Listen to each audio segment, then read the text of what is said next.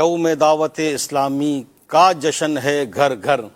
یوم دعوت اسلامی کا جشن ہے گھر گھر، مصطفیٰ کے دیوانے کیوں نہ جھومیں خوش ہو کر۔ الحمدللہ یوم دعوت اسلامی ہے، آپ مدنی چینل کے ساتھ ہیں، آپ کی کالز ہوں گی، آپ کے میسیجز ہوں گے، اور نمبر اسکرین پر شیئر کیے جا رہے ہیں، آپ چاہیں تو کال کر سکتے ہیں، میسیجز کر سکتے ہیں، تو جو پاسبل ہوگا انشاءاللہ وہ چلایا جائے گا۔ الحمدللہ آج دعوت اسلامی کا ایک شعبہ روحانی علاج، بڑی اس کی برکتیں ہیں، اور جس طرح دعوت اسلامی کے دیگر کام بڑھے پھیلتے کراچی سے پھر پاکستان کے دیگر علاقوں اور شہروں میں، پھر آگے بڑھتے پھر پاکستان سے باہر جا کر دنیا کے کئی ممالک میں جس طرح دیگر شعبہ جات دعوت اسلامی کے بڑے ہیں، بہتر ہوئے ہیں، تو الحمدللہ ہمارا یہ روحانی علاج کا شعبہ بڑا خیر خواہی کا شعبہ ہے، امت کی بڑی ہمدردی کا شعبہ ہے۔ طرح طرح کے پریشان حال، بیمار، مقروض، کیسے کیسے معاملات کے لوگ اس شعبے سے فیض پا رہے ہیں۔ اللہ کریم سے عافیت کا سوال کرنا چاہیے، آمین، کہ کب کیا ہو جائے پتہ نہیں، لیکن اللہ رب العزت جل جلالہ کی ذات بڑی کریم ہے، بڑی رحیم ہے۔ اللہ کریم اپنے بندوں پر مہربان ہے، بعض اوقات انسان ہے آزمائشیں آ جاتی ہیں، تو الحمدللہ فی سبیل اللہ کوئی اس کے چارجز نہیں۔ دعوت اسلامی کے اس شعبے روحانی علاج کے تحت اوراد عطاریہ، اوراد وغیرہ دیے جاتے ہیں، تعویذ دیے جاتے ہیں، استخارے کیے جاتے ہیں۔ ہمارے جنید مدنی بھائی بھی ساتھ ہیں، تو انشاءاللہ کچھ اس شعبے کے حوالے سے بھی انشاءاللہ آپ کو اپڈیٹس بھی دیں گے، کچھ اس کی بہاریں بھی دکھائیں گے، اور دنیا کے کئی ملکوں میں بھی یہ شعبہ ہمارا چل رہا ہے۔ یہاں بھی میرے خیال میں ایسے اسلامی بھائی ہوں گے ہمارے ساتھ جنہوں نے اس شعبے سے برکتیں حاصل کی ہوں گی۔ واہ جی واہ، کہاں یہ نہیں، بھی ہیں اور کر بھی رہے ہیں کر بھی رہے ہیں، سبحان الحمدللہ، اللہ، اور کرتے رہیں گے الحمدللہ۔ جی میں یہ چاہ رہا ہوں صاحب ہم اس پر بھی جو ہے وہ بات کریں کہ آخر اس شعبے کے قیام کی جو ہے وہ وجہ کیا ہے، مقاصد کیا ہیں اس کو بھی واضح ہونا چاہیے۔ ایک بات میں بھی عرض کرنا چاہوں گا جی کہ علاج کے مختلف طریقے ہیں، جی جیسے جو ہے وہ میڈیکل کے مختلف علاج ہوتے ہیں، ڈاکٹرز کے پاس جاتے ہیں، حکیم کے پاس جاتے ہیں، تو اللہ پاک کے کلام میں بڑی برکت ہے۔ واہ، تو یہ جو روحانی علاج کا سلسلہ ہوتا ہے، اس میں جو ہے وہ مختلف علاج کرنے کی ترکیب بنائی جاتی ہے۔ پڑھنے کے لیے اوراد بھی دیے جاتے ہیں، اور پینے کے لیے بھی ہوتا ہے سلسلہ، اور پلیٹوں کا ایک سلسلہ بڑا زبردست ہے۔ میری والدہ بیمار تھیں اور 19 دن کا کورس بتایا گیا، ہو سکتا ہے کہ دن آگے پیچھے ہو گئے ہوں کیونکہ 40 کافی دن عرصہ کا ہو گیا۔ کورس ہوتا ہے، 40 دن کا ہوتا ہے، 40 دن کا۔ وہ پلیٹیں لکھنے کا سلسلہ ہوتا ہے، آیت مقدسہ قرآن مجید کی وہ پلیٹ پر لکھی جاتی ہے۔ کس سے لکھتے ہیں؟ عام پوائنٹر، عام قلم سے بھی جو ہے نا یہ لکھی جاتی تو ہے۔ وہ سلسلہ شروع کیا ہم نے، الحمدللہ تمہاری والدہ کو شفا حاصل ہوئی۔ ماشاءاللہ تو یہ مسلسل جیسے یہ پینے والا ہے، روزانہ ایک پلیٹ، صبح شام شاید 2 پلیٹیں ہوتی ہیں یا ایک ہی پلیٹ ہوتی ہے، تو وہ صبح شام پینا ہوتی ہے۔ تو میری والدہ نے الحمدللہ یہ استعمال کی اور اللہ پاک نے ان کو شفا عطا فرمائی۔ ماشاءاللہ۔ دیکھیں مدنی چینل کے ناظرین، یہ جو کالز یا میسیجز یا اس طرح کی باہر برکتیں تو جو آپ بتائیں گے آئیں گی، سنتے رہتے ہیں، لیکن یہاں اس وقت اسٹوڈیو میں ہمارے ساتھ براہ راست موجود ہیں رکن شورا شاہد مدنی، خود یہ بتا رہے ہیں کہ ان کی والدہ کو اس سے افاقہ ہوا۔ جنید بھائی ہے کیا پلیٹیں اور کیا کرتے کیا ہیں اس سے، کیا ہوتا ہے؟ اپنا ایسے موذی امراض کہ جو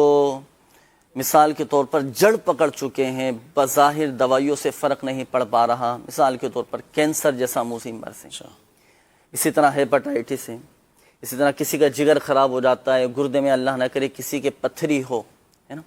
اور گردے کسی کے خراب ہو چکے ہوں، ہارٹ پیشنٹ ہیں، ڈائلیسس پر ہیں، تو الحمدللہ اس کی تو پلیٹوں والا جو عمل ہے میں نے خود برکتیں دیکھی ہیں۔ کینسر جیسے مریض، یعنی جن کو کینسر ہو چکا تھا، باقاعدہ رپورٹس میں ان کی یہ آیا تھا کہ کینسر کا معاملہ ہے، 2-4 مرتبہ کورس کیا اور الحمدللہ عز و جل ایسے واقعات اس وقت ہمارے سامنے ہیں کہ الحمدللہ عز و جل بعد میں کورس کرنے کے بعد جب انہوں نے یہ رپورٹس کروائیں، دوبارہ ٹیسٹ کروائیں، ان کی رپورٹس آئیں تو الحمدللہ عز و جل کینسر جیسا موذی مرض وہ جڑ سے ختم ہو چکا ہے الحمدللہ الحمدللہ۔ اللہ کے کلام میں بڑی طاقت ہے۔ تعویذات عطاریہ بھی دیے جاتے ہیں، ساتھ ساتھ یہ بھی ہم کہتے ہیں کہ اللہ پاک چاہے گا تو ہی شفا حاصل ہوگی۔ شفا دینے والی ذات اللہ تبارک و تعالیٰ کی اسباب ہم اختیار کریں، کوششیں ہم اپنی کرتے رہیں، علاج مستقل مزاجی کے ساتھ کروائیں، اللہ پاک کی رحمت پر کامل بھروسہ رکھیں، کامل یقین رکھیں، انشاءاللہ عز و جل فائدہ حاصل ہوگا۔ سلمان بھائی جی جیسے جنید بھائی فرما رہے ہیں کہ واقعی حقیقت تو یہی ہے کہ اللہ چاہے گا تو شفا وہی ہوگی۔ شفا ہوگی، درست بات ہے۔ اس یقین کو مضبوط کیسے کریں؟ بندہ جو ہے وہ روحانی علاج جس سے بن پڑتا ہے، ڈاکٹری علاج ہے، مختلف مشورے ہیں، ٹوٹکے ہیں اور نیم حکیم بھی بیچ میں آ جاتے ہیں، تو اصل تو ذات اللہ پاک کی شفا دینے والی درست فرمایا آپ نے، اس میں کوئی شک نہیں ہے، اللہ تعالیٰ ہی ہے جو شفا دینے والا ہے۔ اور ایک ایمان والے کا جو سب سے مضبوط اور سب سے جو زبردست اس کے پاس ایسٹ ہونا چاہیے، سرمایہ ہونا چاہیے، وہ اللہ تعالیٰ پر توکل ہے اور بھروسہ ہے۔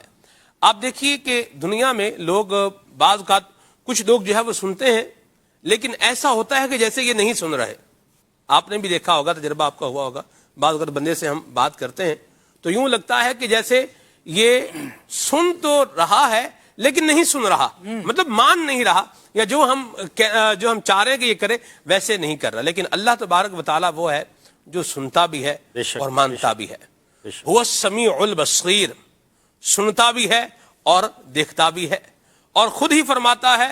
ارشاد فرمایا کہ اذا سألک عبادی عنی فانی قریب اجیب دعوت الداعی اذا دعانی، جب پکارنے والا مجھے پکارتا ہے تو میں اس کی پکار کا جواب دیتا ہوں۔ سبحان اللہ۔ اللہ کریم وہ ہے جو سنتا بھی ہے، جو جواب بھی دیتا ہے، جو مہربانی بھی فرماتا ہے، اور خزانے اس کے لامتناہی خزانے، جن خزانوں کی حد کوئی نہیں، ایسے عظیم خزانے جس کے خالق اور جس کے مالک کے ہوں، تو اس بندے کو چاہیے کہ وہ اس خالق سے، مالک سے جو ہے وہ لو لگا کے رکھے، اور وہ کرم فرمائے گا تو انشاءاللہ یہ بندہ سانس لے گا تو بھی شفا یاب ہو جائے گا۔ تو یہ اس تصور کو مضبوط کرنے کی حاجت ہے کہ میرا خالق ہے، میرا مالک ہے، جو میری سنتا بھی ہے اور جو مجھ پر فضل بھی فرماتا ہے، اور جب میں اس کی بارگاہ میں نیاز مندی کے ساتھ حاضر ہو جاؤں گا، میرا کام ہے حاضر ہو جانا، میں چلا جاؤں گا، وہ مالک میری جھولی میں خیرات ضرور عطا فرمائے گا۔ بڑی پیاری بات آپ نے فرمائی، اس پر مجھے یاد آیا، ایک اسلامی بھائی کے ساتھ بیٹھے تھے تو وہ اپنی کچھ پرابلمس بتا رہے تھے، اور بندہ بعض اوقات بتاتا ہے کسی سے، بعض اوقات ہمدردی کے لیے، شیئر کے لیے، جی انہوں نے اپنی پرابلمس بتائی، انہوں نے سنی بھی، دعا بھی دی، دعا دینے کے ساتھ ساتھ کہا بتائیے میں آپ کی کیا مدد کر سکتا ہوں جو میرے بس میں ہو۔ بولا بس دعا کر دیجئے، دعا تو کر دی، بولا بس دل کا بوجھ ہلکا کرنا تھا۔ بڑے پیارے اچھے سمجھدار اسلامی بھائی ہیں، مبلغ ہیں، کہنے لگے کہ جو چیز آپ نے مجھ سے شیئر کی ہے اپنے رب سے شیئر کیوں نہیں کرتے، اپنے رب کی بارگاہ میں پیش کیوں نہیں کرتے؟ کیا بات کہ دل کا بوجھ ہلکا کرنا تھا۔ چلیں ٹھیک ہے، اگر کسی سے کوئی مشورہ چاہیے، صحیح مشورہ دینے والا ہے، کوئی دل جوئی ہو جائے گی، لیکن بعض اوقات یہ بھی ہوتا ہے کہ اپنے دکھڑے سنانا، ابھی تھوڑی دیر پہلے میں نے آپ کو سنایا، پھر شاید بھائی ملے تو شاید بھائی یہ ہو گیا، تو تھوڑی سی ہمدردی لینے کے لیے بندہ بعض اوقات کرتا ہے۔ ہاں واقعی کسی سے حاجت ہے، کوئی شرعی رہنمائی ہے، کوئی صحیح طبیب ہے، اس سے بات کرنی تو الگ بات ہے، ورنہ تو بندہ بس وہ اپنی پریشانیوں کے دکھڑے، اپنی وہ بے صبری والی باتیں، پریشانی والی باتیں۔ تو مدنی چینل کے ناظرین، جو بات ارشاد فرمائی نا آپ نے، یہ دوسروں کے آگے بیان کرنے والی، ایک حدیث پاک میں عرض کرتا ہوں۔ پیارے آقا صلی اللہ تعالی علیہ وآلہ وسلم نے ارشاد فرمایا کہ جب بندے پر مصیبت آئے، کوئی آزمائش آ جائے اور وہ اس پر صبر کرے اور اللہ پاک کی رضا پر راضی رہے، تو اللہ تبارک و تعالی پر حق ہے کہ اس کی بخشش و مغفرت۔ سبحان اللہ، سبحان یہ اس آزمائش پر، اس مصیبت پر صبر کر کے خاموش رہنا اور اللہ پاک کی رضا پر راضی رہنا، یہ الحمدللہ کتنی بڑی فضیلت حاصل ہوتی ہے۔ اللہ۔ خالد بھائی، جیسے ابھی جنید بھائی نے بتایا کہ مصیبت آئے تو صبر، تو پہلی دفعہ کوئی صدمہ ملا اور پہلی دفعہ ہی بندے نے صبر کر لیا، جی، تو اس کے تو پھر درجات زیادہ ہیں۔ یہ صبر تو ہے ہی اول صدمے پر، کہ جب جیسے ہی مصیبت پہنچی اس وقت بندہ آہو بکا میں مبتلا ہونے کے بجائے یہ کہے انا للہ و انا الیہ راجعون، بعض روایتوں میں آیا کہ اللہ تبارک و تعالی اس کی مصیبت دور ہونے سے پہلے اس کی مغفرت فرما دیتا ہے. جب اول صدمے پر بندہ صبر کرتا ہے تو اللہ تبارک و تعالی کی رحمت بھی اس کی طرف متوجہ ہوتی ہے. اور قرآن نے اس کو یوں بیان کیا اولئک علیہم صلوات من ربہم ورحمہ. اللہ تبارک و تعالی نے بندے کو مصیبت دے کر آزمایا اور یہ مصیبت پر پورا اترا. اس کے بعد یہ کہہ رہا ہے کہ ہم اللہ ہی کا مال ہیں, اللہ ہی کے لیے ہیں, اسی کی طرف ہمیں لوٹ کر جانا ہے. تو اللہ تبارک و تعالیٰ کی رحمت دیکھیے کیسے اس بندے کی طرف متوجہ ہوتی ہے. ارشاد فرمایا گیا اولئک علیہم, یہی وہ لوگ ہیں, علیہم صلوات من ربہم, ان کے رب کی درودیں ان پر ہیں, ان کے رب کی خاص رحمتیں ان پر ہیں, ورحمہ, اور اللہ تبارک و تعالیٰ اپنی رحمت انہیں عطا فرماتا ہے, وَأُولَئِكَ هُمُ الْمُهْتَدُونَ, اور یہی لوگ ہدایت پر ہیں, کامیاب ہیں, فلاح پانے والے ہیں, کہ جو لوگ مصیبت پر صبر کرنے والے ہیں. یہ مصیبت بندے پر آتی تو ہے لیکن ایک جہت سے دیکھا جائے تو یہ اس کا تعلق اس کے رب سے جوڑ رہی ہوتی ہے. کیا بات ہے کہ بندہ جب مصیبت میں آ جائے گا اور سامنے اس کو کوئی سہارا نظر نہیں آئے گا تو لا محالہ ایک ذات وہ ہے جس کی طرف اس کی توجہ جائے گی کہ میری مشکل اس سے بڑی ہے, اس سے بڑی ہے, اس سے بڑی ہے, مجھ سے, میرے خیال اور میرے سوچ سے بڑی ہے, لیکن کیا اللہ تبارک و تعالیٰ کی رحمت سے بھی بڑی ہے. جب اس کے سامنے اپنی مشکل کو لا کر رکھتا ہے تو یقیناً یہ بات اس کے سمجھ میں آتی ہے, چاہے آیت اس کو یاد نہ بھی ہو لیکن اس کا دل یہی جواب دیتا ہے کہ میرے رب کی رحمت وہ ہے, وَرَحْمَتِي وَسِعَتْ كُلَّ شَيْءٍ, میری رحمت نے ہر شے کو گھیرے میں لیا ہوا ہے. تو وہ رب کی رحمت جو ہے وہ اس کی مصیبت کو دور بھی کرتی ہے, یہ اس کی طرف رجوع آتا ہے تو اس کو ڈھارس بھی ملتی ہے, نا امید ہو چکا ہوتا ہے تو اللہ تبارک و تعالیٰ اس کو یقین عطا فرماتا ہے اور پھر اس کے لیے شفاؤں کے دروازے کھولتا ہے. وہ مالک کریم ہے, وہ چاہے تو بندے کے لیے نیک لوگوں کی نگاہوں میں شفا رکھ دے, چاہے تو چلنے والی ہواؤں میں شفا رکھ دے, چاہے تو پینے کے پانی میں شفا رکھ دے, چاہے تو ایسی کوئی چیز اس کو نہ آئے, اللہ تبارک و تعالیٰ محض شفا ہی بھیج دے اور اس سے مسئلہ دور ہو جائے, بندے کی مصیبت حل ہو جائے اور بندہ پہلے سے زیادہ اچھی حالت میں آ جائے. دو چیزیں تو خاص طور پر ہمیں اس میں یاد رکھنی چاہیے کہ ایک جو مصیبت آئی ہے یہ میرے گناہوں کو مٹانے والی, درجات کو بلند کرنے والی ہے, اور دوسرا یہ کہ مجھے اسے گھبرا کر نا امید نہیں ہونا بلکہ اس مالک و مولا کی طرف امید لگانی ہے جو ہر مصیبت کو ٹالنے والا ہے. اچھا, انا للہ و انا الیہ راجعون, یہ آپ نے پڑھا, بتایا مصیبت کے وقت پڑھنا چاہیے. ہمارے یہاں تو مشہور یہی ہے کہ جب انتقال ہو, کسی کے انتقال کی خبر سنیں یا ہمیں اطلاع ملے تو اس وقت انا للہ و انا الیہ راجعون. صحیح فرما رہے ہیں.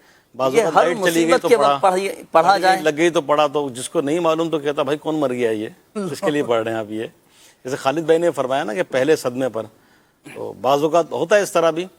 کہ اب مجھے کوئی پرابلم ہے, میں نے اپنا دکھڑا سب کو سنا دیا, آخر میں جیسے خالد بھائی نے بتایا کہ یہ سب قرآن و حدیث تسلی دی, اب میں بولوں گا ارے بھائی خالد بھائی صبر ہی تو کر رہا ہوں, اور کیا کر رہا ہوں, اور کیا کر رہا ہوں, کر بھی کیا سکتے ہیں. تو واقعی میرے مدنی چینل کے ناظرین, پہلے صدمے پر ہی صبر کریں, اور اللہ ہی ہے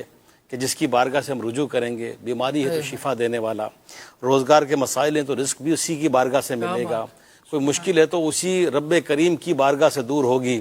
جو بھی مشکلات ہیں رب چاہے گا تو حل ہو جائے گی, پر رب سے لو لگا لیں, اس کی بارگاہ میں دعائیں کریں, التجائیں کریں, رب کریم کا کلام قرآن پاک پڑھیں, نمازوں کی پابندی کریں, سجدے کریں. جب اللہ کی بارگاہ سے لو لگ جائے گی تو یقین کیجئے کہ ایک قلب کے اندر اطمینان ویسے ہی آ جائے گا, ایک سکون آ جائے گا کہ میرا رب بہت بڑا ہے, میرا رب سننے والا ہے, میرا رب میری پریشانیوں کو دور کرنے والا ہے.